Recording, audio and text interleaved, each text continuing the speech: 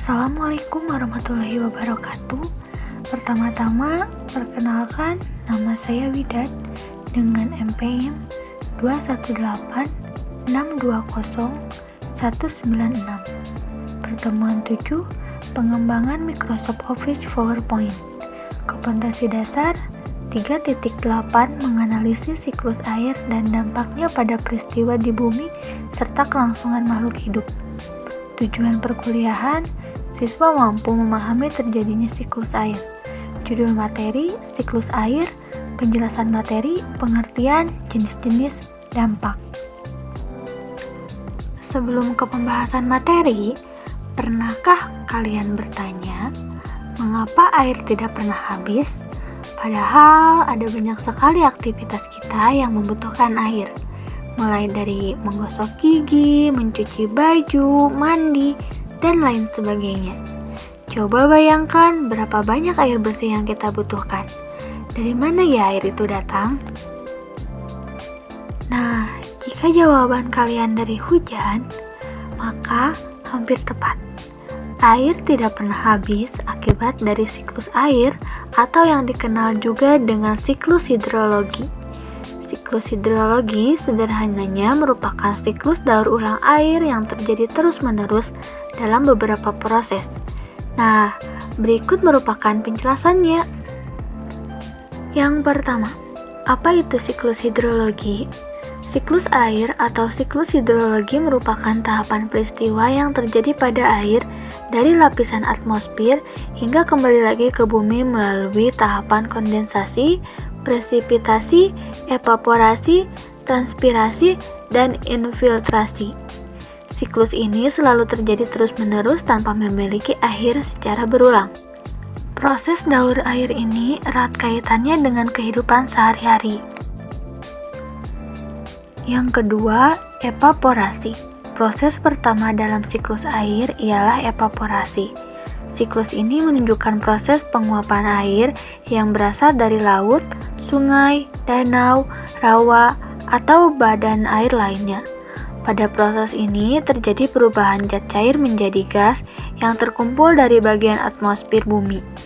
Ada juga evaporasi lainnya yang terjadi pada tumbuhan, yaitu transpirasi. Berbeda dengan evaporasi, proses transpirasi merupakan pelepasan molekul air sebagai hasil metabolisme dari tumbuhan-tumbuhan. Yang ketiga, kondensasi. Setelah proses evaporasi terjadi, uap air akan terkumpul di atmosfer dan berubah menjadi awan. Lama-kelamaan, awan akan berpindah ke tempat yang jauh lebih tinggi karena terbawa angin. Semakin tinggi suatu tempat, maka suhunya semakin rendah. Akibat perubahan suhu dan awan sudah mengundang banyak uap air, maka kumpulan uap air tersebut mengalami pengembunan yang membentuk titik-titik air, lalu membentuk awan hitam yang siap turun sebagai hujan ketika mencapai titik jenuh. Selanjutnya, presipitasi. Presipitasi terjadi akibat pendinginan dan penambahan uap air, sehingga air yang membentuk awan mencapai titik jenuh. Semakin banyak uap air yang terbentuk, maka tetesan air hujan yang turun pun semakin banyak juga.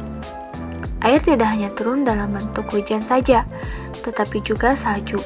Pada musim dingin, ketika suhu berada di bawah titik beku, uap air akan terkondensasi menjadi es yang padat tanpa melalui tahap cair. Kristal es yang terbentuk kemudian menyerap dan membekukan uap air. Di sekitarnya menjadi kristal salju yang kemudian jatuh ke bumi. Yang terakhir yaitu infiltrasi. Proses infiltrasi ini memegang peranan penting dalam mendistribusikan air hujan. Tanah yang tidak dapat menyerap air dengan baik dapat menjadi pemicu terjadinya bencana seperti banjir, erosi, ataupun tanah longsor. Air yang terserap jauh ke dalam tanah juga menjadi sulit untuk dijangkau manusia. Ini dapat menyebabkan kekeringan dan kesulitan air. Namun, air yang terserap dengan baik di bawah tanah dapat dimanfaatkan sebagai ketersediaan air untuk irigasi dan musim kemarau. Berikut ini secara sederhana alur siklus air. Untuk gambar yang paling kanan yaitu evaporasi, proses penguapan air yang berasal dari laut. Nah, pada proses ini terjadi perubahan zat cair menjadi gas. Selanjutnya, kondensasi. Ini merupakan hasil proses dari evaporasi dan membentuk menjadi awan, di mana akan mengalami pengembunan yang membentuk titik-titik air. Lalu presipitasi, titik-titik air turun ke bumi yang disebut dengan hujan. Kemudian tahapan terakhir yaitu infiltrasi. Tahapan terakhir ini proses penyerapan air ke dalam tanah. Setelah kita memahami alur siklus air, ada pula jenis-jenisnya. Yang pertama, siklus pendek.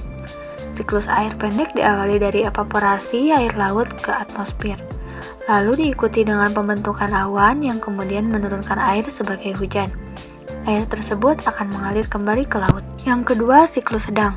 Proses ini bermula dari air yang menguap membentuk awan lalu mengalami kondensasi dan turun sebagai hujan. Berbeda dengan siklus pendek, pada siklus sedang air hujan yang turun meresap ke dalam tanah dan sebagian lainnya diserap oleh tumbuhan.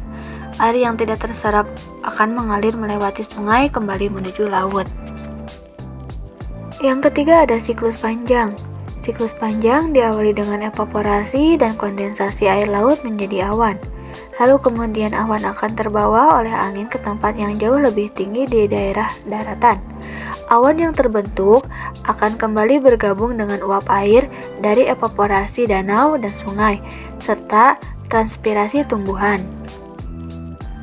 Dampak dari siklus air yaitu menjadi pencuci dari biosfer, menjadi pelarut dari unsur hara, menjadi pembawa dari nitrogen ke dalam tanah, dan menjadi sumber daya untuk kehidupan. Nah, kita sudah belajar bagaimana alur siklus air, jenis-jenis, dan dampaknya juga. Jadi, pertanyaan yang di awal sudah terjawab ya teman-teman. Mengapa air tidak pernah habis? Jadi, prosesnya seperti itu. Sekian presentasi dari saya. Semoga dapat dipahami dengan baik. Mohon maaf apabila ada kekurangan. Wassalamualaikum warahmatullahi wabarakatuh.